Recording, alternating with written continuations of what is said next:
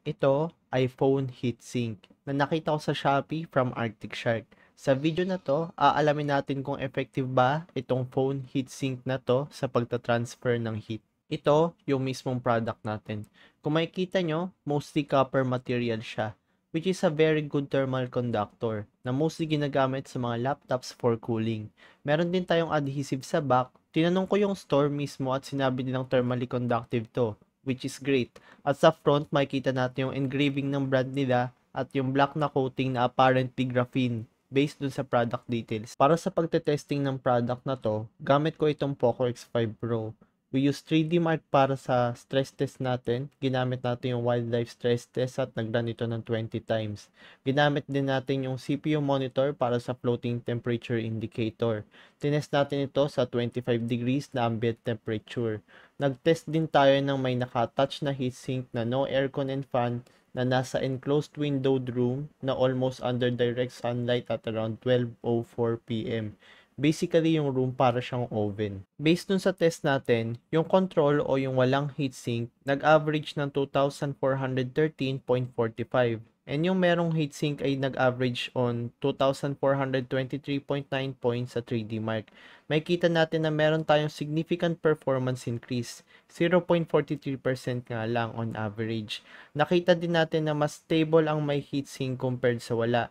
Sa control, meron tayong 98.8% stability compared sa 99.2% stability ng may heatsink. Sa temperature naman, based sa 3D Mark, yung control natin nag-range from 32 to 37 degrees. Samantalang yung may heatsink nag-range sa 30 to 36, mas cooler compared sa control. Pag kinumpara naman natin yung nasa enclosed room sa control natin, of course, keep in mind na unfair to dahil yung isa nasa mainit na environment at yung isa nasa AC environment na nakaset sa 25 degrees. Yung nasa enclosed room, nakascore ng on average 2,416.4, very close dun sa control na 2,413.45. Although di siya significant, kaya niya tapatan yung nasa aircon room, which is great.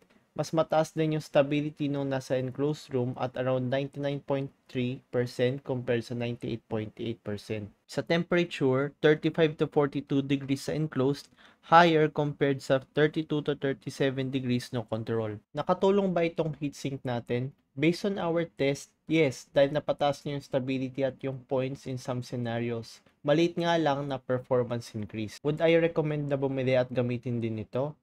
It depends. I think kung heavy user ka, meaning naglalaro ka ng graphically demanding games or maybe nagre-render ka ng video sa phone or something similar or laging sobrang nagiinit ng phone mo, tingin ko mas ma-maximize mo to.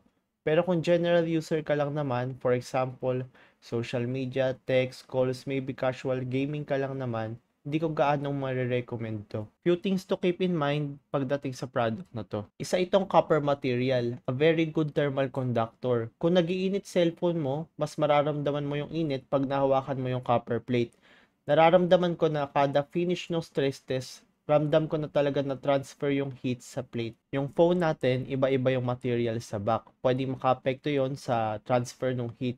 Yung ginamit ko dito na phone ay merong plastic back. Ito ay maaaring makaapekto sa signal reception, sabi ng iba, dahil ang copper ay metal. Personally, kung meron man, di ko siya ganun karamdam. Pero depende pa din, syempre, sa location. Kung meron kang case, magdadagdag to ng konting thickness. I think most of the case ay mag-fit pa din. Yung sa akin, nag-fit naman, pero mas mabuting mapaghandaan. I think mostly targeted itong product na to sa long heavy usage. Dahil very slight increase lang ng performance ang nabigay nito, pero yung stability, medyo noticeable yung increase based dun sa benchmark. Napansin ko din na mas malamig yung phone nung may heatsink na.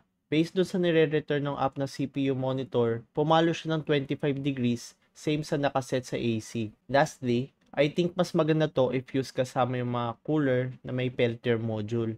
Yung nagyayelo yung likod kasi may heat dissipation na nangyayari. Hindi lang siya passive cooling. Nasosolve niya rin yung problema na hindi na-reach ng cooler yung mismong SoC. Kung gusto mo i-try to, may link ako dyan sa baba kung saan ko siya nabili. Yun lang guys, don't forget to like, comment, and subscribe. See you again next time.